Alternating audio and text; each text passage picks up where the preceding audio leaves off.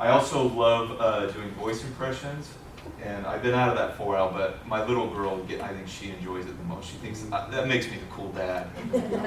I do the movie voice, so whenever she's getting ready for bed at night, I'll go, Haven, it's 8 p.m.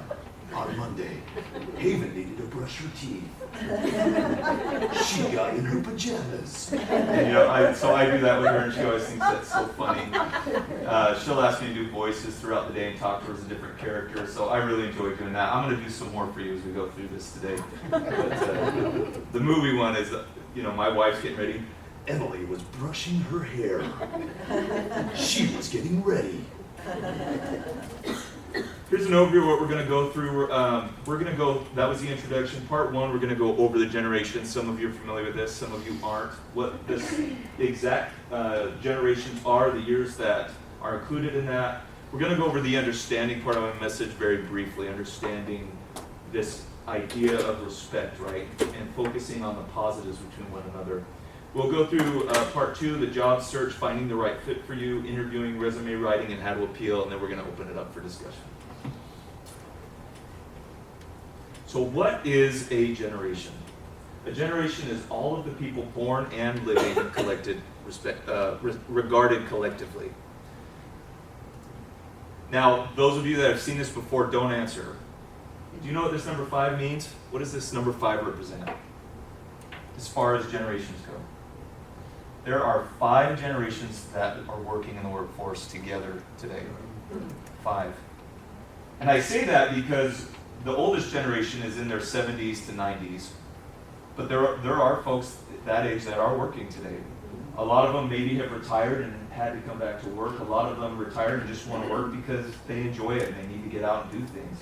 And then the youngest generation, they're over 18. And so they're barely entering the workforce. But they're working. Here we have the generations.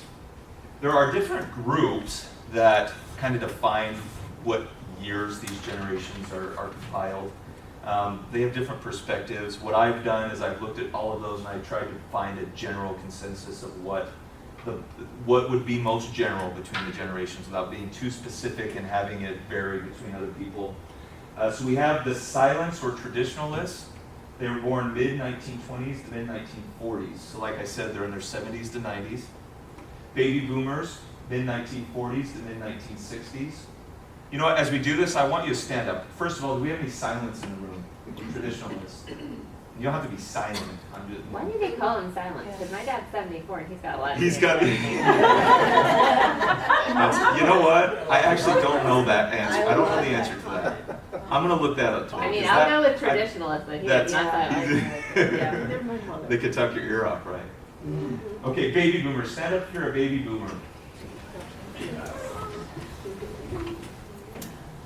Okay. I would say majority. Okay, you can take a seat. Thank you. Generation X, mid-1960s, late 1970s. Stand. Raise your hand. Whatever.